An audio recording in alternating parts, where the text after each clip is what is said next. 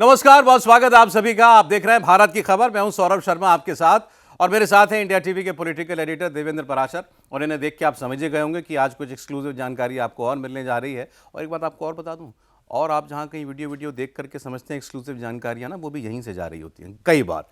ये नहीं बताएंगे, मैं बता रहा हूँ आपको। लेकिन आज इनसे कुछ ऐसी बातें हम पूछने वाले हैं जिनको लेकर के बड़ी साजिशी थ्योरीज जो हैं वो चलाई जा रही हैं कि 45 साल के नितिन नवीन, उनको 4 दिन हो गए हैं कार्यकारी अध्यक्ष बने हुए भारतीय जनता पार्टी के, और अब कई बड़े लोगों का, सीनियर लोगों का पार्टी में पत्ता कट सकता है। बहुत बड़ा फेरबदल वो करने वाले हैं। उनकी नई टीम में बस युवा ही युवा चेहरे वो सब दिखाई देंगे। तो ये सारी बातें हम उनसे पूछेंगे। लेकिन कुछ एक दो सवाल जो और मेरे मन में थे, मैं शुरुआत उससे देवेंद्र करना चाहता हूँ। एक, वैसे तो आपने बहुत कुछ बता दिया था इंडिया टीवी पर लगातार चर्चा में, क्या नितिन नवीन इस अकेले ऐसे व्यक्ति थे जिनकी चर्चा चल रही थी, या कभी कोई और दूसरा नाम भी रेस में था? नहीं सौरभ, एक तरह से आप ये कह सकते हैं कि पहले शुरू में जितने नामों को, जो बड़े नाम हैं उनको लेकर तो चर्चा जो चलती थी वो चलती थी। जब ये तय कर लिया गया था कि नहीं, इन सबको नहीं बनाना है और युवा चेहरे को आगे लेके आना है, तो उसमें 3 नाम, जो सोर्सेज से हमें जानकारी मिली, 3 नाम को उसमें शॉर्टलिस्ट किया गया। शॉर्टलिस्ट मतलब उसमें विचार मीमांसा गंभीरता के साथ हुई।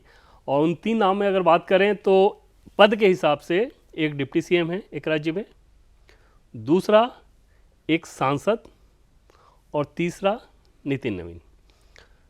इन 3 नाम को लेके फाइनल मंथन हुआ है। नितिन नवीन के अलावा एक सांसद और एक डिप्टी सीएम। और एक डिप्टी सीएम। हाँ, सांसद में ये भी कहा गया कि वो सांसद, पूर्व सांसद, जो भी समझ लीजिए, लेकिन एक सांसद, संसदीय पृष्ठभूमि के व्यक्ति, एक राज्य में एक डिप्टी सीएम है, उनको लेके, तीसरे नितिन नवीन।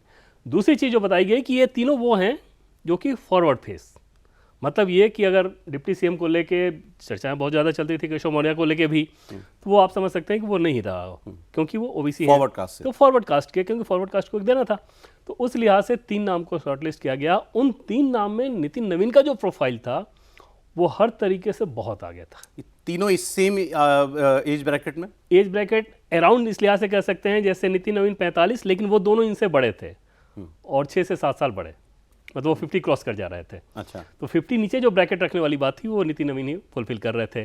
दूसरा, 45 साल की उम्र में 5 बार विधायक का चुनाव जीतना, 45 साल की उम्र में प्रदेश युवा मोर्चा, राष्ट्रीय टीम, ये सारी चीज़ें ऐसी थी जो कि नितिन नवीन के प्रोफाइल का, बाकी जिनकी खूबियों के बारे में जो हम लोग बात कर चुके हैं वो तो कर ही चुके हैं। तो इन सारी चीज़ों ने नितिन नवीन को निर्विवाद रूप से बीजेपी के टॉप लीडरशिप की नज़र में नंबर 1 पे बना दिया। और उनका मतलब लेकिन 3 लोगों पर गंभीर विचार हुआ, 3 नामों पर बहुत गंभीर से विचार हुआ, तीनों फॉरवर्ड, और अधिकतम उम्र 52 और 45 नितिन नवीन इस एज ब्रैकेट में हुआ था। एक बार फिर अगर ये सेंस दे दीजिए, तो फिर नितिन नवीन के पास वो कौन सा एक्स फैक्टर माना गया कि ये रेस जीत गए? 2-3 चीज़ें। जैसे पहली बात तो ये कि जैसे नाम के ही आधार पर बात कर लें तो नाम स्पेसिफिक हमें नहीं बताया गया, सोर्स ने सिर्फ ये बताया कि एक डिप्टी सीएम, लेकिन वो डिप्टी सीएम आप समझ सकते हैं कि छत्तीसगढ़ के डिप्टी सीएम विजय शर्मा रहे होंगे, क्योंकि विजय शर्मा क्या, इनकी भी जो पृष्ठभूमि है ना सौरभ। अच्छा, ये तीनों नाम विद्यार्थी परिषद, युवा मोर्चा, इस तरह की पृष्ठभूमि वाले तीनों नाम रहे। तो विजय शर्मा प्रदेश की टीम में रहे, वहाँ पे विद्यार्थी परिषद, युवा मोर्चा के प्रदेश अध्यक्ष रहे, अभी डिप्टी सीएम हैं, ब्राह्मण कम्युनिटी से आते हैं। तो इस तरह के नाम को किया गया। नितिन नवीन के केस में आप देखें तो 45 साल की उम्र में जैसे कि 5 बार का विधायक होना। दूसरी चीज़ कि ईस्टर्न इंडिया, वो एक प्रतिनिधित्व दिया जा रहा था। तीसरी चीज़ कि हाल के दिनों में संगठन के जितने काम मिले, जैसे सौरभ, बिहार के विधानसभा चुनाव में नितिन नवीन भले ही बांकीपुर से लड़ रहे थे, लेकिन उनके ऊपर पार्टी ने जिम्मेदारी डाल रखी थी 243 में से 120 सीटों पे काम करने की। अच्छा, बीजेपी भले ही 120 पे नहीं लड़ रही थी, लेकिन नितिन नवीन, क्योंकि बीजेपी तो 243 पे लड़ रही थी, एनडीए एकजुटता उसमें दिखा रहा था, तो 243 सीटों में से जो 120 चिन्हित सीटें थी, उसके बारे में पार्टी के टॉप लीडरशिप को कुछ भी कहना होता था या फाइनल अथॉरिटी स्टेट में ओपिनियन लेना होता था, तो नितिन नवीन के राय को बहुत ज़्यादा प्रमुखता दी जाती थी। और ये जीविका का जो अभियान चलाते थे वो सब अलग, अपना चुनाव लड़ रहे हैं वो अलग। बंगाल, ये सिक्किम की बात हम लोग कर चुके हैं, छत्तीसगढ़ की बात हम लोग कर चुके हैं प्रभारी रहते हुए। और छत्तीसगढ़ में जिस तरह से गृहमंत्री अमित शाह के बहुत करीब रह के जिस तरीके से उन्होंने काम किया, उस चीज़ ने अमित शाह को बहुत ज़्यादा प्रभावित किया कि काम करने के मामले में। और अनाउंसमेंट से पहले सौरभ, जो सूत्रों के द्वारा जो हमें जानकारी मिली कि छत्तीसगढ़ जब अमित शाह जो गए थे, पिछला दौरा उनका जो था, नितिन नवीन के भी छत्तीसगढ़ में प्रभारी हैं तो वो भी वहाँ पहुँचे हुए थे। तकरीबन 1 घंटे की इन लोगों की बातचीत हुई है। उस 1 घंटे की बातचीत में नितिन नवीन से अलग अलग राज्यों पे गृहमंत्री अमित शाह ने बहुत ज़्यादा बात की है। अच्छा, जाहिर तौर पे वो उस लेवल पे भी एक अंडरस्टैंडिंग समझ रहे होंगे और कुछ इंस्ट्रक्शन भी दे रहे होंगे, क्योंकि उनको तो पता था ना कि आगे क्या होने वाला है। उन तक नाम, मतलब उनको पता था कि एक नाम ये उनके भी है दिमाग में चर्चा। तो हाँ, तो वो तो था ही, मतलब ये तो ऐसे नहीं हो सकता ना कि। बिल्कुल बिल्कुल। तो उस कंडीशन में वो पूरा उनको आंक भी रहे होंगे, निर्देश भी दे रहे होंगे।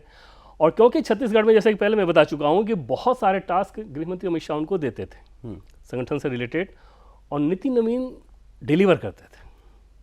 और जो काम करने का तरीका है, जैसे वो कन्फ्रंटेशन में विश्वास नहीं करते, बैठक में अगर कोई बात कहनी भी हो और अगर आपकी बात से वो सहमत नहीं है तो भी बहुत विनम्रता से कहेंगे। और ये सौरभ बीजेपी में बहुत मायने रखती है इस लिहाज से कि बिहार बीजेपी के 2 कद्दावर नेता पटना के कोर ग्रुप की बैठक में उन्होंने बहुत हीटेड डिस्कशन किया, दिल्ली के कोर ग्रुप की बैठक से वो नेता नदारद रहे। अच्छा, तो बीजेपी में इस तरह की चीज़ों को बहुत ज़्यादा पसंद नहीं किया ये भी इनका एक प्लस पॉइंट इनका था। ये दूसरा, जैसा अभी आपने बताया कि अमित शाह जी की उनसे मुलाकात हुई थी और फिर कुछ 1 घंटा बाद भी हुई, ये भी टटोला उन्होंने कि बाकी राज्यों की कितनी समझ रखते हैं। तो अभी तक हमें ये इंप्रेशन मिल रहा था कि शायद नितिन नवीन के लिए टोटल सरप्राइज था जब उनको फ़ोन गया कि आप कार्यकारी अध्यक्ष होने वाले हैं और आपको दिल्ली आना है। क्या नितिन नवीन को उस रोज कुछ इशारा दे दिया गया था या उनको कोई आभास हो गया था कि मुझे कोई बड़ी भूमिका मिलने वाली है? देखिए, राष्ट्रीय अध्यक्ष के लिहाज से अगर सौरभ देखें तो वो तो एकदम सरप्राइज का बहुत ज़्यादा एक्सट्रीम भी आप समझ सकते हैं, वैसा था नितिन नवीन के लिए। राष्ट्रीय अध्यक्ष के तौर पे दिल्ली जाना है, इसके बारे में बहुत ज़्यादा उनको इंडिकेशन मिलने लगा था। जैसे बीजेपी के संगठन महामंत्री से जब वो मिले तो बीजेपी के संगठन महामंत्री का ये कहना है कि कार्यकर्ता सम्मान समारोह वगैरह जो कुछ भी अपने कंस्टिट्यूंसी में करना है जल्द से जल्द कर लीजिए।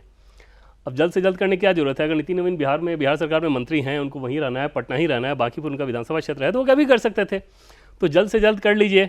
वहाँ से नितिन नवीन को कुछ ये सेंस हुआ कि कुछ होगा, और नितिन नवीन से जिस तरह की बातें होती थी, जिस तरह का इन्वॉल्वमेंट होता था, वहाँ पे उनको ये समझ में आने लगा था कि लग रहा है कि ये लोग हमको अब दिल्ली लेके जाएंगे, एलिवेट करेंगे मुझे। हाँ, लेकिन अध्यक्ष नहीं, सपने में भी नहीं सोच सकते। महामंत्री को लेके सिर्फ ये सेंस बनता था कि संभव है कि महामंत्री बनाया जाए और किसी बड़े राज्य का प्रभारी दिया जाए।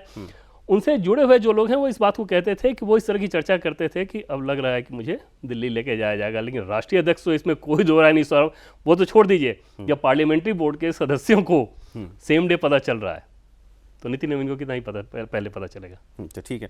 अरे ये कि नाम एक बार आप ही ने बताया था कि भाई नाम तो ये प्रधानमंत्री ने जो है मतलब उनका नाम फॉरवर्ड आगे उन्होंने ही किया था और ये कम्युनिकेट किया गया, फिर संघ को भी कम्युनिकेट किया गया और संघ ने उस पर हामी भरी। तो मैंने किसी को सुना, उन्होंने कहा था कि ये कुछ ऐसा अरेंजमेंट है कि आदमी बीजेपी का पैमाना संघ का, क्या कह सकते हैं इसे? नहीं, नितिन नवीन के हिसाब से अगर आप देखें सौरभ, तो जैसे जो चर्चाएं चलती हैं बीजेपी के पावर कॉरिडोर में, जो नितिन गडकरी जब राष्ट्रीय अध्यक्ष बने तो क्या हुआ कि संघ ने भेजा है, जो कि हकीकत भी थी, संघ प्रमुख का ये बयान की कीमोथेरेपी की जरूरत है बीजेपी को, उसके बाद D4 उससे बाहर का राष्ट्रीय अध्यक्ष होना चाहिए। और उस टीम में नितिन गडकरी की टीम में जो संघ के ब्लू आइड बॉय हैं, वहाँ पे नितिन नवीन बीजेपी के युवा मोर्चा में महामंत्री बनते हैं। तो किसके व्यक्ति कहे जाएंगे भाई? सीधे संघ का जो पूरा खाका है उसमें नितिन नवीन को अगर वहाँ पे जगह मिल रही है तो ऐसा तो है नहीं ना कि वो सिर्फ बीजेपी को, तो संघ के वैसे व्यक्ति हैं। दूसरा, नवीन सिन्हा जो कि नितिन नवीन जी के पिताजी थे, संघ में उनका बहुत इन्वॉल्वमेंट था सौरभ, और बहुत शानदार विधायक जिसे कहते हैं ना कि विधायी कार्यों में बहुत ज़्यादा इन्वॉल्व रहने वाला, उस तरह के नेता रहे हैं। तो ऑलरेडी एक लीगेसी वो लेके नितिन नवीन आ रहे हैं। ठीक, अब ये कहा जा रहा है कि साहब बहुत बड़े बड़े नामों के पत्ते जो हैं वो नितिन नवीन काटेंगे और वो चाहेंगे कि उनकी टीम भी उन्हीं की तरह युवा हो।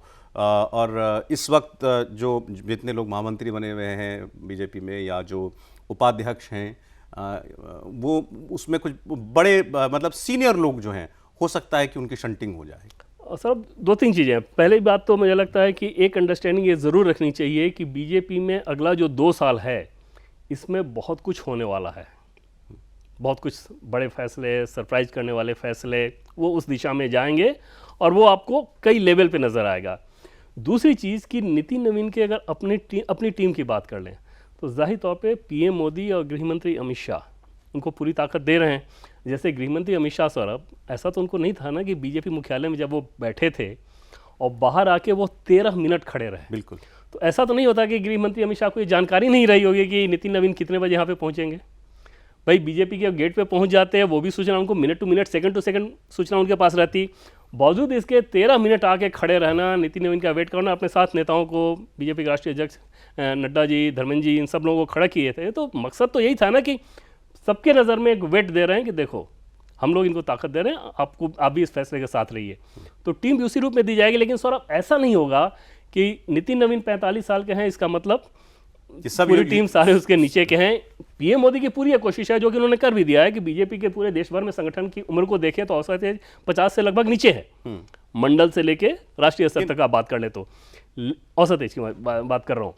लेकिन नितिन नवीन की जो टीम दी जाएगी उसमें युवा को जितना अकोमोडेट किया जा सकता है किया जाएगा। लेकिन जैसे कई महामंत्री ऐसे हैं जो कि परफॉर्म करते हैं बड़े राज्यों में, अलग अलग राज्यों में, वो नितिन नवीन की टीम में होंगे। इतना ज़रूर ध्यान रखा जाएगा कि एक तो जैसे युवा की बात मैं कर रहा हूँ, कोशिश ये रहेगी कि जितना ज़्यादा आप उस दिशा में जा सकें वो जाएं। दूसरा, ऐसे लोगों को टीम में ना दे दें जो कि नितिन नवीन के लिए परेशानी खड़ा करें। ऐसे लोगों को ज़रूर दें जो नितिन नवीन को ताकत दें। किसको खतरा है नितिन नवीन के आने से?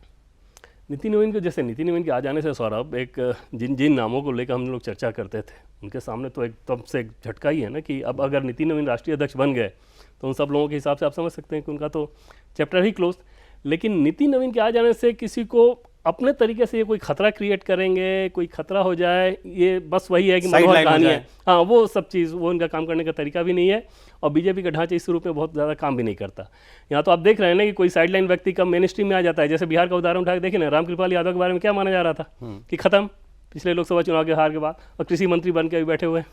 संगठन का आदमी सरकार में, सरकार का आदमी संगठन में, मतलब सेंट्रल गवर्नमेंट में भी कुछ फेरबदल।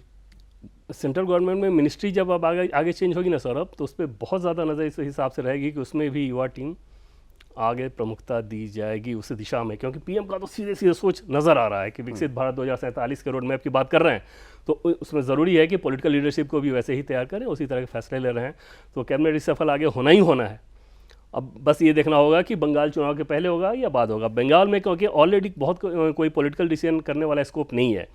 आमतौर पे होता है ना कि चुनाव आ रहा हो तो किसी को आप मंत्री बनाते हैं ताकि उस राज्य में फ़ायदा मिले, तो वहाँ बहुत होता हुआ नज़र नहीं आ रहा था। संभव है कि बंगाल चुनाव के बाद एक्सपेंशन हो, लेकिन वो होगा। जब होगा तो उसमें युवाओं को एक तरह से तरजीह दी जाएगी। नितिन नवीन की अपनी टीम, जब पार्टी के औपचारिक तौर पर राष्ट्रीय अध्यक्ष चुन लिए जाएंगे, राष्ट्रीय परिषद की बैठक में रेटिफिकेशन हो जाएगा उसका, उसके बाद वो टीम बनेगी और उसमें युवा और अनुभव दोनों का सामंजस्य नजर आएगा। मतलब कई सारे युवा चेहरे भी आपको नजर आएंगे। ये 4 दिन नितिन नवीन ने कैसे बिताए दिल्ली में? किन से मुलाकात करते हुए? आप लोगों से भी कुछ इंटरेक्शन किया है? जैसे व्यक्तिगत तौर पे तो वो बात करना ठीक नहीं रहेगा, लेकिन ऐसे अगर आप देखें नितिन नवीन के काम करने के तरीके को, कि जिस दिन इन्होंने पदभार लिया शाम में लिया, अगले दिन सुबह गृहमंत्री अमित शाह के साथ जाके मिले, उसके बाद बीजेपी के राष्ट्रीय अध्यक्ष जेपी नड्डा, नितिन गडकरी, राजनाथ जी, इन सब नेताओं से मिलकर व्यक्तिगत तौर पर सबके घर गए थे, सबसे उन्होंने मुलाकात की। उसके बाद बीजेपी मुख्यालय दिल्ली आ रहे हैं ये, और वहाँ पर जब ये आते हैं तो बीजेपी के अलग अलग विंग हैं। जैसे मान लीजिए कि जो कोषाध्यक्ष हों तो पार्टी का फाइनेंस कैसे चलता है, उस व्यवस्था को भी समझनी होगी। पार्टी की दूसरी यूनिट जो है वो कैसे चल रही है, महामंत्रियों के साथ क्या क्या स्थिति है, उस पूरे परिपाटी को समझ रहे हैं। और नितिन नवीन के लिए समझना सौरभ इस लिहाज से बहुत आसान है क्योंकि 2010 से लंबे समय, 2010 से 2016 तक वो दिल्ली के पॉलिटिक्स में एक्टिव रहे युवा मोर्चा की टीम के सदस्यों के तौर पे। तो बीजेपी के राष्ट्रीय टीम के ढांचे को वो भली भांति समझते हैं। ऐसा नहीं है कि उनको ये नहीं पता कि हाँ बीजेपी की टीम काम कैसे करती है, महामंत्री साहब को कैसे बात करना है, राष्ट्रीय संगठन महामंत्री का रोल क्या होता है, ट्रेजरर है उनका रोल क्या होता है। तो बीजेपी का पूरा ढांचा वो ऑलरेडी समझे हुए हैं और हर सेक्शन के लोगों से मिलकर इंटरेक्ट कर रहे हैं। और जो भी उनसे इंटरेक्ट कर रहा है, जैसे स्मृति ईरानी से भी मिले, स्मृति ईरानी के साथ इनके बहुत अच्छे राजनीतिक संबंध रहे हैं, और राजनीतिक संबंध मैं ना कहूँगा, पारिवारिक संबंध रहे हैं। स्मृति ईरानी कभी भी अगर पटना जाती हैं तो वो ज़रूर नितिन नवीन को पहले से पता होता है, उनको खाने होने को लेके कि कहाँ गोलगप्पा खाना है, कहाँ क्या करना है, ये सारी चीज़ें चल रही होती हैं। आज उनकी मुलाकात हुई उनसे। बंगाल, असम, केरल, तमिलनाडु, पुडुचेरी अगले साल, फिर उसके बाद उत्तर प्रदेश। चुनौतियाँ बहुत बड़े राज्यों की आने वाली हैं। तो अभी आपके हिसाब से नितिन नवीन कैसे गियर अप कर रहे हैं अपने आप को? बंगाल की बात कर लें। हाँ, जैसे सबसे पहले देखो कि जिन राज्यों की आपने बात की, इनमें यूपी तो बाद में आएगा, पहले अगले साल के 5 साल की अगर बात करें तो उनमें जो 2 राज्य हैं, बंगाल और तमिलनाडु, गृह मंत्री अमित शाह के मुख्य फोकस के राज्य ये भी हैं चुनाव के हिसाब से। असम के बारे में वो मान के चल रहे हैं कि ये तो हेमंत बिस्वा शर्मा है, बहुत ज़रूरत नहीं है, जाएंगे वो असम 1-2 बार, लेकिन उसमें असम को लेकर कॉन्फिडेंट है बीजेपी, फुल कॉन्फिडेंट है और बहुत ज़्यादा उनको अपना कुछ करने के लिए कि मैं जाके करूं, मैं जाके सपोर्ट करूं, ये उनको गुंजाइश कम दिख रही है। बंगाल और तमिलनाडु मुख्यतः अमित शाह का पूरा फोकस रहेगा और वो टास्क नितिन नवीन के ऊपर आएगा। उसमें बंगाल पे ज़्यादा आएगा क्योंकि खुद आप समझ सकते हैं बिहार से हैं तो बंगाल की तासीर समझते हैं। बंगाल में बहुत सारे बिहार के लोग हैं, बड़े वोटर्स हैं जो कि बीजेपी को हार्डकोर बीजेपी को समर्थक लोग हैं, तो वहाँ पे नितिन नवीन की भूमिका वहाँ पे ज़्यादा नजर आएगी। अभी इनकी भूमिका यही रहेगी कि गृह मंत्री अमित शाह या प्रधानमंत्री नरेंद्र मोदी की तरफ से जो भी कार्यक्रम जो भी टास्क दिया जाए उस टास्क को ये लगातार पार्टी के महामंत्रियों के द्वारा, होता क्या है सौरभ, उस पार्टी के महामंत्रियों के द्वारा कार्यान्वित कर दें। होता यह है कि बीजेपी में असली ताकत जो होती है ना, राष्ट्रीय अध्यक्ष को मॉनिटरिंग सारा करना होता है और कराना होता है। महामंत्री ताकतवर होते हैं, मेन टास्क उनके ऊपर ही होता है। मतलब सीईओ अगर कहें राष्ट्रीय अध्यक्ष के नीचे तो पावर ये महामंत्रियों में होती है, उपाध्यक्ष में नहीं। और उन महामंत्रियों को जैसे जिन जिन राज्यों को जो प्रभारी दिया गया उनको बताया जाएगा कि आप ये कार्यक्रम, उसकी रेगुलर मॉनिटरिंग, खुद जाके वहाँ प्रवास करना। बंगाल की कुछ इंसाइट रखते हैं नितिन नवीन? कुछ नहीं, बहुत ज़्यादा इंसाइट, बहुत इंसाइट रखते हैं। वो आप बात करेंगे तो नितिन नवीन के सामने अगर आप उनसे बात करें तो आइडियाज़ के लिए बहुत ज़्यादा ओपन रहते हैं और अच्छे श्रोता हैं। तो कहीं भी किसी राज्य में जाते हैं तो वो पूछते हैं, समझते हैं, तो अंडरस्टैंडिंग जो एक होनी चाहिए, पॉलिटिकल अंडरस्टैंडिंग, वो आपको कमाल की नजर आएगी। और आउट ऑफ बॉक्स आइडिया जिसे कहते हैं ना, वो भी सोचते हैं। तमिलनाडु में क्या एक्सपेक्ट कर रही है बीजेपी, और आपने केरल का नाम क्यों नहीं लिया? केरल के बारे की तुलना में तमिलनाडु में बीजेपी ये उम्मीद कर रही है कि हम सरकार में आएंगे। केरल सहयोगियों के साथ। तो बंगाल और तमिलनाडु बीजेपी सरकार बनाने के लिए से ये चल रही है। केरल में ये है कि बस हम आगे बढ़ रहे हैं, बट बीजेपी को ये रियलाइजेशन है कि केरल में टास्क हमारा बड़ा है। केरल में बीजेपी के अपने विजन के हिसाब से देखें तो बहुत नेताओं से आप बात कीजिए तो ये समझ में आता है कि बीजेपी की कोशिश है कि अगले विधानसभा चुनाव में अच्छे नंबर्स लेके आएँ। यूडीएफ और एलडीएफ उनके पास अपने नंबर्स इतने ना हो कि अपनी सरकार बना लें, वो दोनों आपस में मिलें, बीजेपी अपोजिशन में रहे और वहाँ पे फिर मुकाबला बाइपोलर हो जाए तो अगले चुनाव में बीजेपी उस पोजीशन में आना चाहती है बीजेपी। हाँ, अभी बीजेपी का टारगेट, क्योंकि एक रियलिस्टिक टारगेट भी तो रखना होता है ना, कि तो पार्टी के ढांचे में अगर आप समझें तो ये समझ में आता है कि बीजेपी की अभी पूरी ताकत इस बात पे है कि केरल में हम ये स्थिति ला दें कि यूडीएफ और एलडीएफ एक साथ होकर सरकार बनाएं, अपोजिशन का पूरा मैदान खाली तो बीजेपी, उसके बाद बीजेपी के लिए चुनाव पलटना बड़ा आसान होता है। और बीजेपी के बारे में सौरभ कहा भी जाता है, जैसे त्रिपुरा का उदाहरण आपने देखा, थोड़ी सी उनको जगह दीजिए पाँव रखने की, बाकी सोने का जगह वो बना लेते हैं। तो और यूपी चूंकि 2027 में है तो यूपी पर एक फिर अलग से विशेष खास बातचीत करेंगे, लंबी बात करेंगे देवेंद्र से। लेकिन नितिन नवीन की नियुक्ति कैसे हुई? क्या नितिन नवीन रेस में अकेले थे? क्या नितिन नवीन को पहले से कोई आभास था कि वो इस पद के लिए चुने जाने वाले हैं? नितिन नवीन ने 4 दिन दिल्ली में बिताए तो क्या काम किया? नितिन नवीन के आने वाले चुनावी राज्यों की चुनौतियां क्या हैं और उसमें नितिन नवीन को किस किस राज्य के बारे में कितनी जानकारी या इंसाइट हासिल है? सारी बातें देवेंद्र से आपने जानी। भारत की खबर में आज इतना ही। देवेंद्र, शुक्रिया आपका।